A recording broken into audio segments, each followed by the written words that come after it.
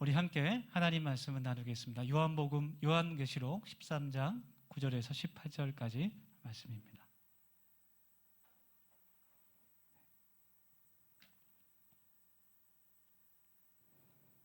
하나님의 말씀 요한계시록 13장 9절에서 18절까지 말씀을 우리 한 절씩 읽고 마지막 절은 같이 봉독하겠습니다.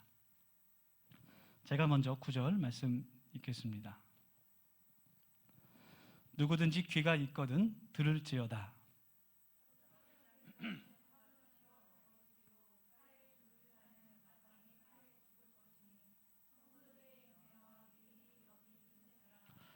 내가 봄에 또 다른 짐승이 땅에서 올라오니 어린 양같이 두 뿔이 있고 용처럼 말을 하더라.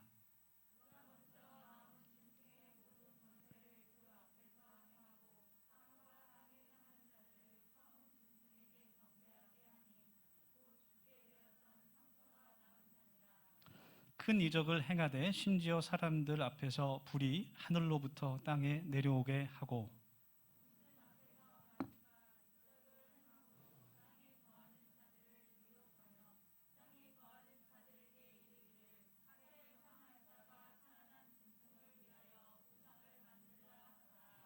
그가 권세를 받아 그 짐승의 우상에게 생기를 주어 그 짐승의 우상으로 말하게 하고 또 짐승의 우상에게 경배하지 아니하는 자는 몇이든지 다 죽이게 하더라.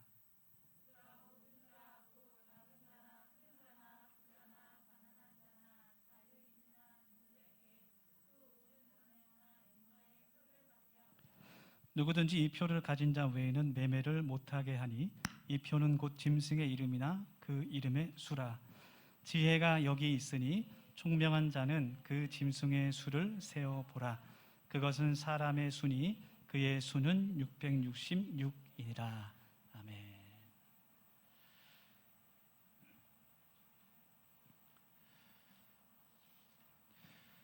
네, 우리가 하나님을 예배할 때 저와 여러분들에게 하나님의 크신 은혜와 말씀의 능력이 우리들의 영의 양식으로 주어질 수 있기를 간절히 소망합니다.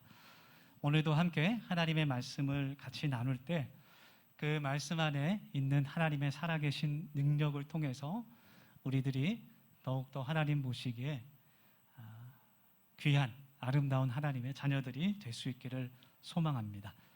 이 시간 옆에 뒤에 계신 분들과 또 반갑게 인사하겠습니다. 건강하세요 이렇게 인사하겠습니다. 예. 다른 인사보다 요즘은 건강하세요 이렇게 이런 인사가 제일 좋은 인사 같아요. 네, 정말 여러 가지 상황 가운데 어려운 이 시대에 우리의 몸과 마음이 모두 강건할 수 있기를 소망합니다. 지난주 수요일에 아내와 함께 1차 백신을 맞았습니다. 네, 화이자 백신을 맞았는데요. 다행히 별다른 이상은 부작용은 없이 잘 넘어갔습니다. 돌파 감염이 요즘 사회적 문제가 되는 이런 시기에 백신이라는 것이 중환자로 가는 확률 또 사망되는 그런 확률을 의미 있는 수치로 좀 줄여준다는 것이 백신의 의의 같습니다. 이 백신에 대해서 참 찬반 의견들이 많은 것 같아요. 내 의견을 자유롭게 이야기하는 것은 문제가 되지는 않지만 그것이 거짓된 정보를 담고 있을 때는 좀 심각한 문제가 되기도 합니다. 특히 일부 기독교인 가운데서 극단적 세대주의에 빠진 분들이 또 이야기하기를 극단적인 그런 종말론에 빠진 분들이 또 일부분 말하기를 백신은 계시록에 나오는 적그리스도의 숫자 666이다. 그래서 백신을 맞으면 우리 DNA가 이제 변화되고 빌 게이츠가 적그리스도인데 나중에 다 조종을 받을 수밖에 없다. 혹은 또 백신 안에 우리 눈에는 보이지 않는 베리칩, 나노 베리칩이 들어있어서 그것을 맞게 되면 우리가 다 나중에 조종당할 수밖에 없다. 지옥에 갈 수밖에 없다. 이렇게 황당한 이야기를 하는 분들이 있습니다. 제가 이제 찾아보니까 더 놀라운 사실이 있는데요. 더 놀라운 사실은 그러한 황당한 주장에 동조하는 분들이 생각보다 많다라는 거예요. 예, 생각보다 많습니다. 저도 그래서 관심을 가지고 결론은 이미 알고 있었지만 팩트 체크를 다시 한번 해봤습니다. 일부 교회에서 오래전부터 그 요한계시록 본문에 나오는 666이라는 숫자를 가지고 이제 666이라고 하면서, 사실은 666이 아니라 6자리 숫자 3개가 아니라 666이라는 숫자예요. 666이라고 얘기하는 것 자체가 벌써 좀 아닙니다. 666입니다. 이것이 사탄을 의미하는 것이고 적그리스도로 상징되는 세계 단일 정부와 연관이 있고, 이 짐승의 표가 뜻하는 것이 바코드다. 그래서 바코드가 찍힌 거는 사면 안 된다. 신용카드도 쓰면 안 되고, 좀 있다가 또 아니다. 이 666은 컴퓨터다. 좀 있다가 베리칩이 666이다. 이렇게 이야기를 하기도 하고, 지금은 또 백신이 666이다. 이렇게 주장을 하기도 합니다. 최근에 이제 그 mRNA 백신이 666의 징조다. 이렇게 이야기하는 사람들도 있습니다. 이렇게 얘기하는 분들의 특징이 몇 가지가 있는데요. 첫 번째는 이성적인 대화가 되지 않습니다.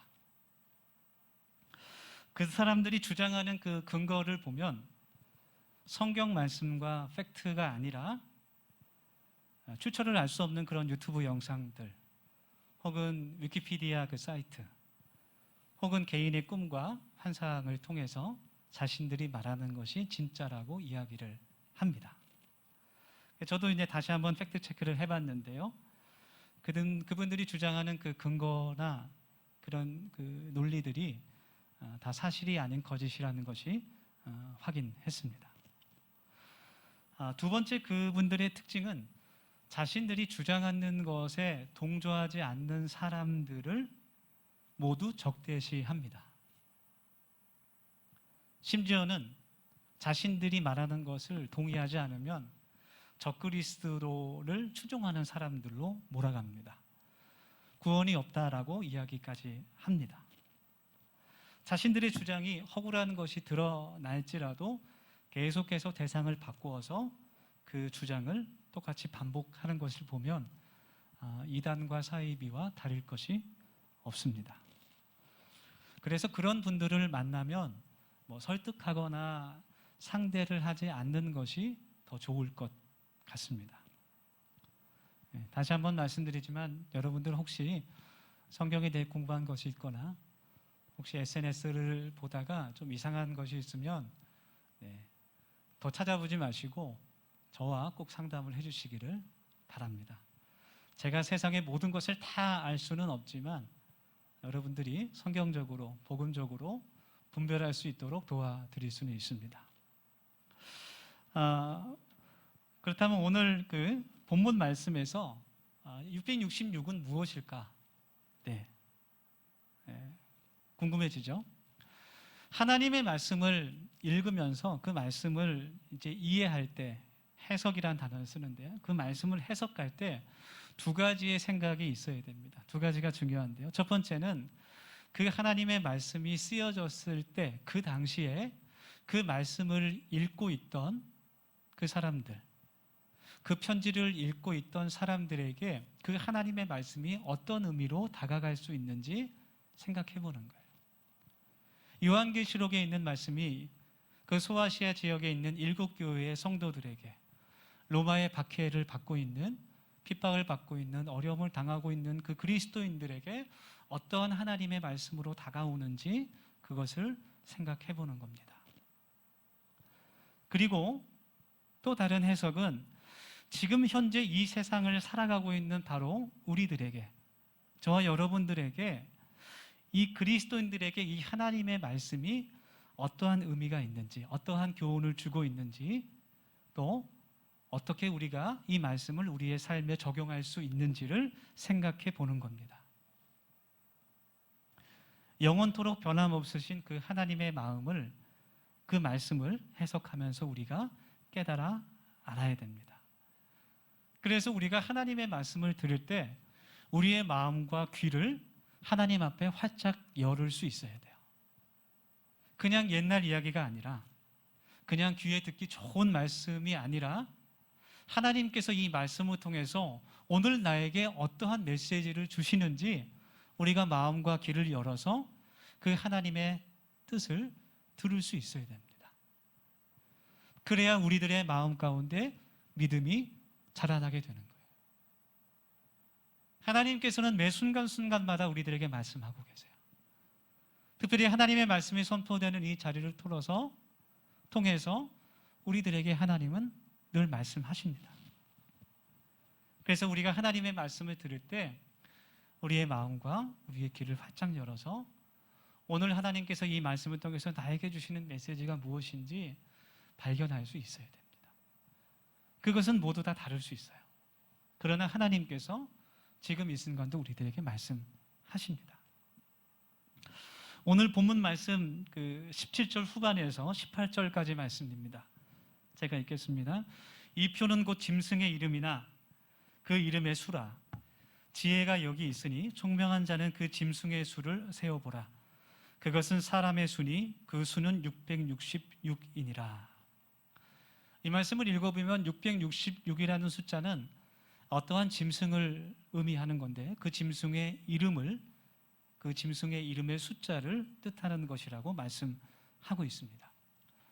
유대인의 그 묵시 문학에 보면 어떠한 사물이나 사람을 숫자로 표현하는 그런 방법이 있는데 그것을 게마트리아라고 부릅니다. 히브리어나 헬라어에는 한국말이 가지고 있지 않은 그런 숫자들이 있어요. 그 히브리어 헬라어의 자음과 모음에 그 고유한 숫자들이 정해져 있어요. 그래서 어떠한 단어나 어떠한 그 이름의 그 숫자를 유추해서 계산할 수가 있습니다. 그 이름의 수가 바로 666이라는 것이죠. 어쨌든 그 숫자를 가진 그 이름은 요한계시록 말씀을 읽어보니까 악한 권세를 가졌고 짐승에게 경배를 하도록 했고 또 큰 이적을 행하였으며 우상을 만들었고 우상을 숭배하게 했습니다. 당시에 의미 있는 그 성경이 기록된 당시에 의미 있는 이름들을 이제 몇 가지 조사해서 역으로 한번 그 숫자를 생각해 본 것이죠. 그랬더니 네로 황제의 이름이 정확하게 666이라는 숫자가 나왔어요. 네로 황제의 그 이름의 숫자의 합이 바로 666이었습니다. 사도 요한은 그 반모섬에서 유배되었을 때 힘들게 노동하고 또 그 시간을 쪼개서 그리스도인들에게 편지를 보낼 때 자신의 편지가 그 로마의 군인들에게 그 검열을 받을 것을 알고 있기 때문에 많은 비유와 상징을 통해서 묵시문학적인 방법으로 요한계시록을 기록했어요. 그리고 네로 황제를 이 666이라는 숫자를 통해서 표현을 한 것입니다.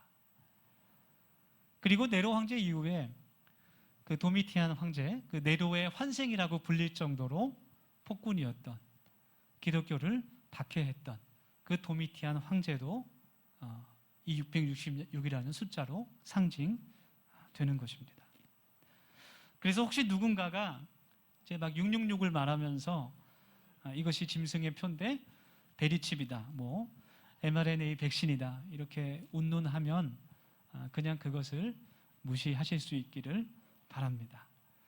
일단은 666이 아니라 666이고 이것은 뭐 베리칩이나 어떤 저주와는 아무런 상관이 없는 당시 기독교 박해 상황에서 네로 황제를 의미하는 암묵적인 표현이기 때문에 그렇습니다. 또 16절과 17절 그 앞에 말씀에서 보면 큰 자나 작은 자나 그 어떠한 사람이라도 이마나 오른손에 표를 받지 않으면 매매를 할 수 없다, 경제생활을 할 수 없다 그런 말씀이 있는데요. 이것이 의미하는 것은 그 당시에 우상 숭배를 뜻하는 말씀이었어요. 여러분 어떤 그 물건에 자신의 이름을 쓴다는 것은 무엇을 의미하죠? 태양 형제, 자신의 기타에 이름을 새깁니다. 뭘 뜻합니까? 그렇죠? 이 기타는 내 거다. 소유를 의미하는 거예요. 이름을 쓴다는 것은 소유를 뜻하는 겁니다. 우리 학부모님들은 다 아시겠지만 이제 새 학기가 되면 유치원이나 학교에 보내는 아이들에게 무엇이 필요합니까? 새 학용품이 필요하죠. 그래서 가방도 사주고 피통도 사주고 색연필, 풀, 가위 여러 가지 학용품을 사줍니다. 학용품을 산 다음에는 꼭 해야 하는 일이 있는데 그것은 이름을 쓰는 거예요. 아니면 이제 이름 스티커를 만들어서 붙여야 됩니다. 학교에서 붙여오라 그래요. 색연필 같은 경우는 하나하나 다 붙여야 돼요. 옆에 친구와 이제 섞이면 안 되니까. 그 말씀이 쓰여질 그 고대 시대에 그 당시에 노예들의 이마나 오른손에 주인의 이니셜을 새기는 관습이 있었어요. 이 노예는 그 사람에게 속한 노예다라는 것을 가장 잘 보여줄 수 있는 이마나 오른손에 그 이니셜을 새겼던 것이죠. 자신의 이마나 오른손에 그 짐승의 수가 쓰여져 있다는 것은 그 로마 황제에게 속해 있는 것을 얘기하는 것이고 구체적으로 우상 숭배를 하는 것을 뜻하는 겁니다. 하나님께서 오늘 말씀에서 그 말씀을 듣고 있는 그 그리스도인들에게 가장 전달하시고자 하시는 그 중요한 메시지는 무엇이냐면 요한계시록에서 그것이 가장 중요한 그 핵심인데요. 감당하기 어려운 이 어려운 상황 속에서 이 박해 상황 속에서 황제를 숭배할 것인지 아니면 끝까지 예수님만을 주님만을 예배할 것인지를 결단하라는 그 메시지를 이 말씀을 통해서 그들에게 주시는 거예요. 666이나 뭐 14만 4천 명이나 그런 숫자 노름이 중요한 것이 아니라 이러한 상황 가운데 끝까지 인내하며 오직 예수 그리스도만을 믿을 것을 권면하고 있는 겁니다. 다신교를 믿고 있는 그 많은 로마의 시민들에게는 황제 숭배가 문제가 되지 않았어요. 그들은 아무런 거리낌 없이 자신들이 믿고 있는 그런 신들 가운데 황제를 포함시켜서 로마 제국이 자신에게 줄 수 있는 모든 경제적인 이익과 사회적인 이익을 누렸습니다. 그러나 하나님을 믿었던 그리스도인들에게는 오직 주님만이 예배의 대상이었습니다. 하나님 외에 어떠한 우상도 둘 수 없었습니다. 그들의 현실의 삶 가운데서 황제 숭배를 거절했을 때, 그 우상 숭배를 거절했을 때 그들이 가진 모든 재산을 다 빼앗길 수 있었고 감옥에 갇힐 수도 있었고 심지어는 십자가에 달려 죽거나 목배임을 당해서 죽을 수도 있었어요. 이것이 바로 요한계시록을 읽고 있는 7교회의 성도들이 처한 현실의 문제였고 믿음의 결단이 필요한 상황이었습니다. 사도 요한은 그 성도들에게 오늘 말씀을 통해서 무엇이라고 말하고 있습니까? 그들에게 어떻게 하라고 말하고 있습니까? 9절의 10절 말씀을 제가 읽겠습니다. 누구든지 귀가 있거든 들을지어다. 사로잡힐 자는 사로잡혀 갈 것이요 칼에 죽을 자는 마땅히 자기도 칼에 죽을 것이니 성도들의 인내와 믿음이 여기 있느니라. 아멘. 사실 아멘이 잘 나오지 않는 말씀이에요. 우리가 축복에 대한 말씀은 기쁘게 아멘 하면서 응답할 수 있지만 이 말씀은 쉽게 아멘이 나오지 않는 그런 말씀입니다. 주님께서는 사도 요한을 통해서 7교회의 성도들에게 말씀하십니다. 너희들이 예수 그리스도를 유일하신 주님으로 예배하며 섬기고 믿음을 지키다가 잡혀가게 될 것 같으면 잡혀가라. 감옥에 갇힐 것 같으면 감옥에 그냥 갇혀라. 칼에 죽을 것 같이 되거든 그냥 칼에 죽어 순교하라. 그렇게 이야기하고 있습니다. 이 말씀이 우리들의 귀에 듣기에 그렇게 기쁘고 편하지 않은 것 같아요. 저도 이 말씀을 전하는 것이 그렇게 기쁘고 편하지 않습니다. 그러나 이 말씀이 하나님께서 요한을 통해서 그 요한계시록을 읽고 있는 성도들에게 주시는 진리의 말씀인 것은 분명합니다. 그렇다면 오늘을 살아가고 있는 우리들은 이 말씀을 어떻게 이해하고 어떻게 살아가야 하겠습니까? 정말 다행이다. 그때 로마 시대에 태어나지 않은 것이 얼마나 감사한가. 그렇게만 생각하는 것은 아닌 것 같아요. 이슬람 국가에 태어나지 않은 것을 하나님 감사합니다.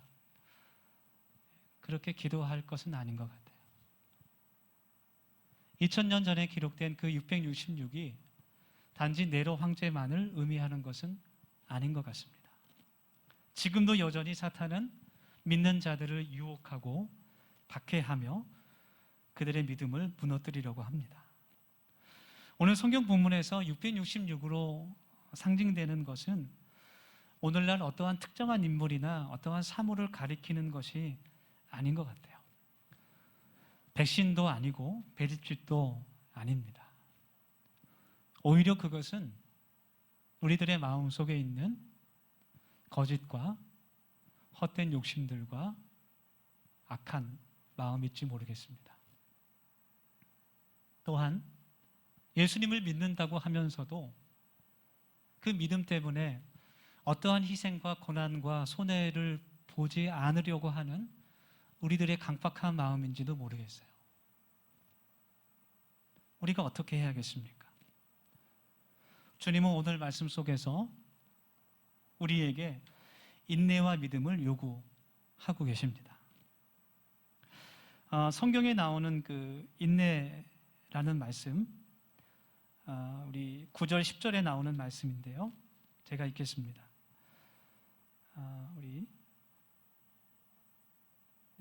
그 뒤에 있는 10절의 말씀, 성도들의 인내와 믿음이 여기에 있느니라.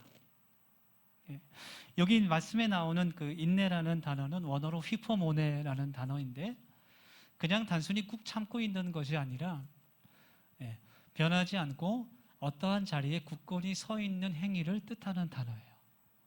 그래서 환난과 어려움이 있어도 변하지 않는 그 믿음을 상징하는 신앙의 정절을 지키는 것을 의미하는 말입니다. 그래서 로마서 그 5장 3절에서 4절 말씀이 우리가 환난 중에서도 즐거워하나니 이는 환난은 인내를, 인내는 연단을, 연단은 소망을 이루는 줄 알미로다. 그렇게 말씀하고 있어요. 여러분, 우리들의 삶이 늘 평안한 것은 아닙니다. 삶이라는 항해를 지나갈 때면 늘 순풍만이 불어오는 것이 아닙니다.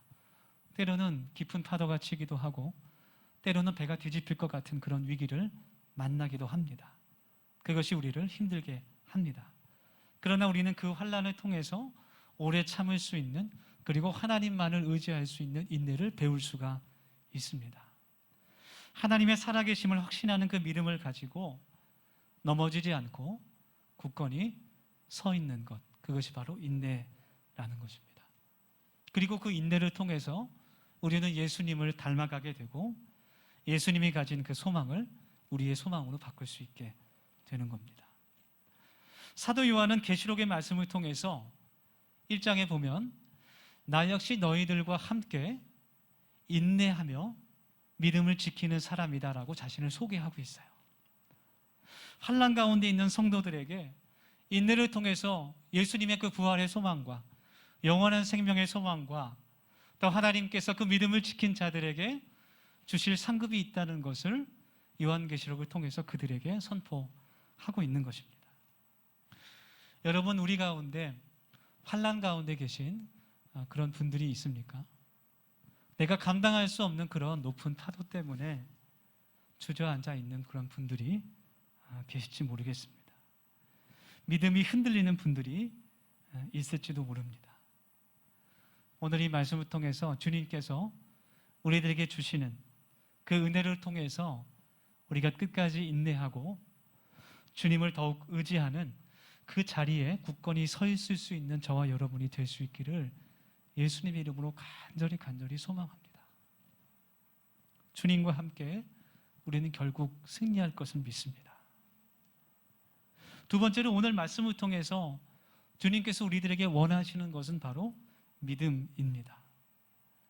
요한계시록 14장 12절 말씀은 인내를 하나님의 말씀과 예수님에 대한 믿음을 지키는 것이다 라고 사도 요한은 말하고 있어요. 그 인내와 믿음이라는 것은 사실 하나라고 할 수 있습니다. 사도 요한은 그 환난 가운데 인내하고 있는 그 성도들을 향해서 포기하지 않고 그 믿음을 잘 지킬 것을, 끝까지 예수님의 말씀에 순종할 것을 권면하고 있습니다. 사도 요한이 말하고 있는 그 믿음은 무엇입니까? 요한계시록 21장에 나오는 말씀처럼 주님께서 그 모든 눈물을 다 닦아주시리라라는 그런 믿음이었어요. 주님께서 너희들이 흘리고 있는 그 눈물을 다 닦아주실 것이다. 예수님께서 나사로를 살리시기 위해서 그 나사로가 죽었던 그곳에 도착했을 때 그 많은 사람들, 그 가족들이 다 눈물을 흘리고 있었습니다. 예수님께서 그것을 보시며 그들과 함께 우셨습니다. 예수님께서는 우리들의 아픔을 그냥 지나치는 분이 아니에요. 우리들의 모든 아픔을 알고 계시고 우리와 함께 아파하시고 함께 우시는 분입니다. 주님께서 나사로를 살리시고 그 모든 가족들, 그곳에 모인 모든 사람들의 눈물을 닦아주셨습니다. 주님께서 우리들의 눈에 있는 그 눈물을 닦아주시는 그 주님이라는 것을 우리가 믿을 수 있기를 간절히 원합니다. 저와 여러분에게 그 믿음이 있기를 원합니다. 또한 사도 요한이 말하고 있는 그 믿음은 인내로서 믿음을 지키는 자들에게 상을 주시는 분임을, 그 상을 주시는 분이 하나님이심을 믿는 믿음이었어요. 믿음을 지킨 자들과 또 순교한 그 자들이 주님과 함께 왕 같은 제사장으로 다스릴 것이라는 그 상급을 믿으라는 그 믿음이었어요. 믿음을 말하고 있는 히브리서의 말씀에서도 우리가 하나님을 기쁘게 할 수 있는 것은 우리들의 믿음이고 하나님께서 우리에게 상 주시는 분이라는 것을 굳게 믿어야 한다는 것을 우리들에게 말씀하고 있습니다. 여러분, 하나님께서 나를 바라보실 때 무엇을 보실까요? 바로 나의 믿음을 보시는 겁니다. 다른 것을 보시는 게 아니에요. 하나님께서는 우리들의 믿음을 보십니다. 그리고 그 믿음에서, 참된 믿음에서 나오는 믿음의 행위를 보시는 겁니다. 사랑하는 우리 더세움교회 청년들과 우리 성도 여러분, 우리 하나님 나라에 우리들을 위한 하나님의 그 귀한 면류관들이 예비되어 있다는 것을 우리가 우리들의 눈으로 볼 수 있기를 원합니다. 그 영적인 눈이 우리가 떠질 수 있기를 원합니다. 그래서 우리가 하나님 앞에 믿음을 보일 수 있는 우리 더세움 모든 가족들이 되기를 원하며 우리 함께 이 시간 기도하기를 원합니다. 정말 우리가 살고 있는 이 때는 그 어느 때보다도 인내와 믿음이 필요한 때입니다. 팬데믹이라는 그 환난 속에 하나님 타협하지 않게 하시고 인내와 소망과 그 믿음을 지키는 우리 모두가 될 수 있도록 하나님 도와주시옵소서. 이 시간 우리의 모든 눈물을 닦아주시고 우리에게 영원한 생명을 주시고 상 주실 그 하나님을 바라보게 하여 주옵소서. 우리 같이 통성으로 이 시간 기도하겠습니다. 걸어가신 하나님, 이 시간 저희들 함께 겨드랑이와 기도하며 나아갑니다. 아버지 하나님께서 우리에게 주시는 그 말씀을 기억하게 도와주시고 하나님, 우리들에게 인내와 소망을 허락하셔서 또 흔들리지 않는 믿음을 주님 허락하셔서 주님을 향하여서 우리의 믿음을 보일 수 있게 하여 주시고 하나님, 모든 것이 힘들고 어려운 이때에 주님의 은혜와 그 사랑 가운데 하나님, 저희들의 믿음과 소망을 주님께 드릴 수 있는, 주님께 보일 수 있는 우리 더세 모든 가족들이 될 수 있도록 하나님 도와주시고 주님 인도하여 주시옵소서. 아버지 하나님, 저희들의 삶이 아버지 하나님 앞에 보시기에 하나님 순결한 삶이 될 수 있기를 간절히 원합니다. 하나님, 주님께서 도와주셔서 하나님, 어려운 이때에 하나님, 물질로 인하여서 많은 또 어려움을 인하여서 하나님 흔들리지 않게 도와주시고 주님께서 기뻐하시는 그 믿음의 자리에 굳건히 설 수 있는 저희들이 될 수 있도록 하나님께서 은혜 베풀어 주시옵소서. 하나님께서 우리에게 주실 그 상을 바라보며 그 면류관을 바라보며 소망을 가지고 살아갈 수 있는 저희들의 인생이 되게 하여 주시고 아버지 하나님께서 기뻐하시는 그 믿음을 지킬 수 있는 저희 모두가 될 수 있도록 하나님께서 도와주시고 인도하여 주시옵소서. 오직 주님만이 저희들의 삶의 주인 되시고 소망 되신 것을 주님 깨닫게 하여 주시고 하나님, 감사함과 소망으로 나가는 저희들의 삶이 될 수 있도록 하나님 도와주셔서 하나님, 날로 하나님을 통한 하는 마음이 더욱더 깊어지고 더욱더 하나님의 말씀과 성령으로 믿음에 성장할 수 있는 우리 도샘교회가 될 수 있도록 하나님께서 그렇게 이름 부어 주시옵소서. 아버지 하나님 달받으며 원하는 주의 간절히 소망합니다.